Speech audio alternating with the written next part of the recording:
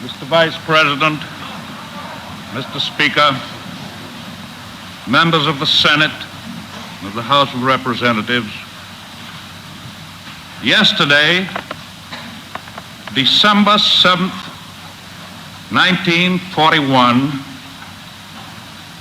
a date which will live in infamy, the United States of America was suddenly and deliberately attacked by naval and air forces of the Empire of Japan.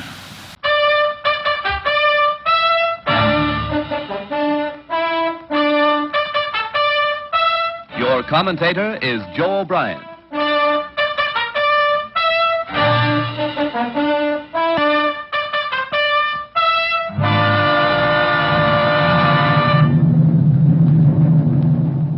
Here is the motion picture record released by the United States Navy of the havoc wrought by the Japs' sneak sky and sea raid on Pearl Harbor, America's mid-Pacific naval bastion.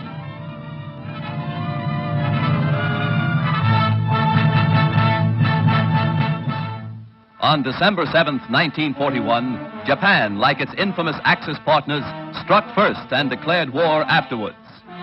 Costly to our Navy was the loss of war vessels, airplanes, and equipment, but more costly to Japan was the effectiveness of its foul attack in immediately unifying America in its determination to fight and win the war thrust upon it, and to win the peace that will follow. The Japs copied their German masters in striking hard at airfields. Hickam Field, northwest of Honolulu, and the Ford Island Naval Plane Base were the first objectives of Japan's treachery. Scores of planes were bruised and battered by the Japs' aerial bombs. Many of these were demolished beyond repair. Direct hits were scored on hangars, and these were badly shattered. Equipment and airplane supplies were reduced to smoldering ruins. Here at the Naval Air Station is grim and positive evidence of Jap treachery. Here foul blows were struck, while Jap diplomats were talking peace in Washington. America lost 3 destroyers. Here are seen the United States destroyers Downs and Shaw as they rest on the bottom of Pearl Harbor with decks awash after Jap bombers make direct hits on their decks. First to feel the sting of Japanese steel are the USS Oklahoma and Utah, the latter a 33-year-old target ship. Accurate hits by the enemy bombers make short work of these 2 naval bulwarks. Now, with their keels practically out of water, they lie helpless wrecks and a sad reminder of cowardly strategy. To make possible a surprise attack within Pearl Harbor, the Japs built 2-man submarines to enable them to fire sneak blows within waters that are narrow and tortuous. Several of these surprise weapons were blown from the water by direct hits of our naval gunners. Others were beached and captured. While sky and sea fire was still raging, salvage crews inspected our naval craft to estimate what may be saved. Before the din of bursting bombs had been silenced, preparations were underway to salvage these 2 warships.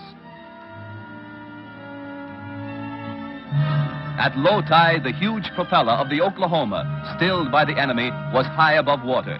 It is believed that the small 2-man Jap submarines carrying dual torpedo tubes were responsible for these 2 losses to our Pacific Fleet.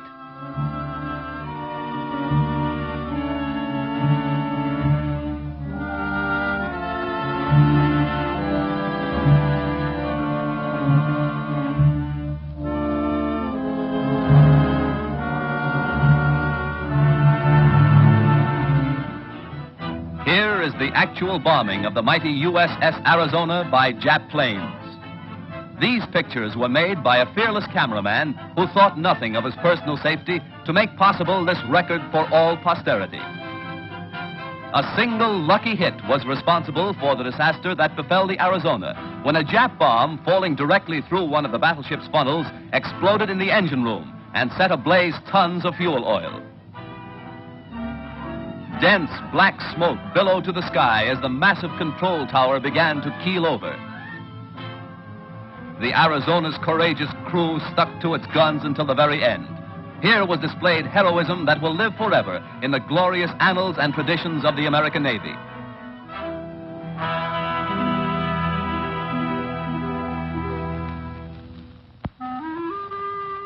The once mighty Arizona now rests on Pearl Harbor's muddy bottom, a pitiful relic of its former self, a grim monument to the treachery of Japan. The once mighty dreadnought's armor plate is twisted and torn, but the great battleship's control tower still stands, a defiant beacon that in days to come will cast its shadow upon Nippon's very shores.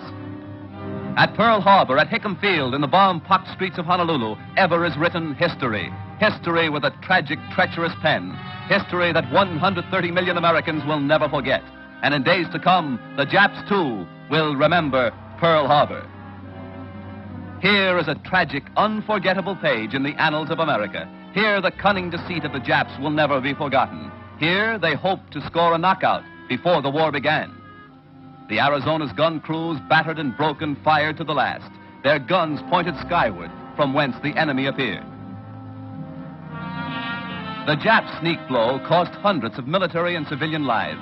The treacherous attack cost our Pacific Fleet 2 battleships outright, another capsized, the loss of 3 destroyers and a mine layer.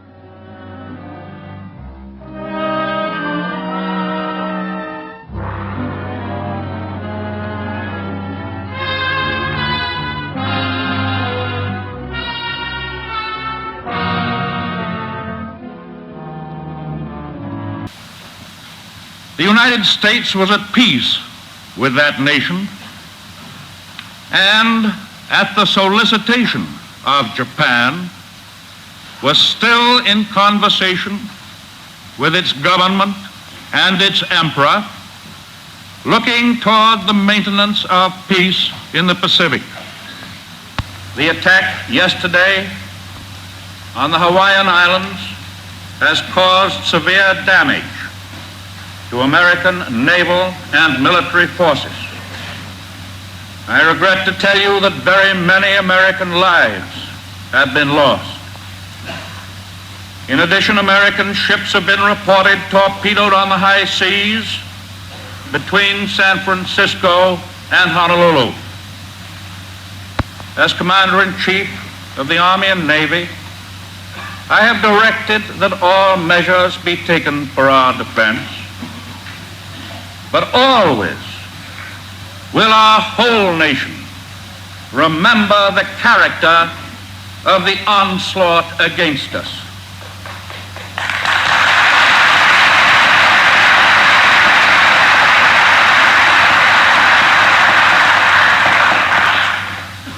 No matter how long it may take us to overcome this premeditated invasion, the American people in their righteous might will win through to absolute victory.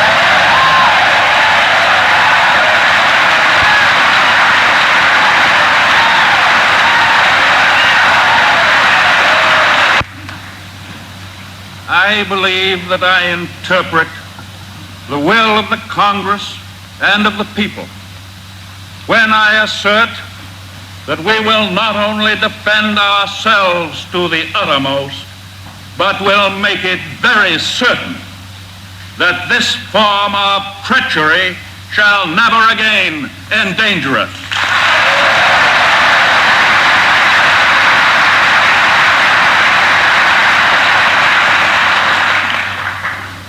Hostilities exist. There is no blinking at the fact that our people, our territory, and our interests are in grave danger.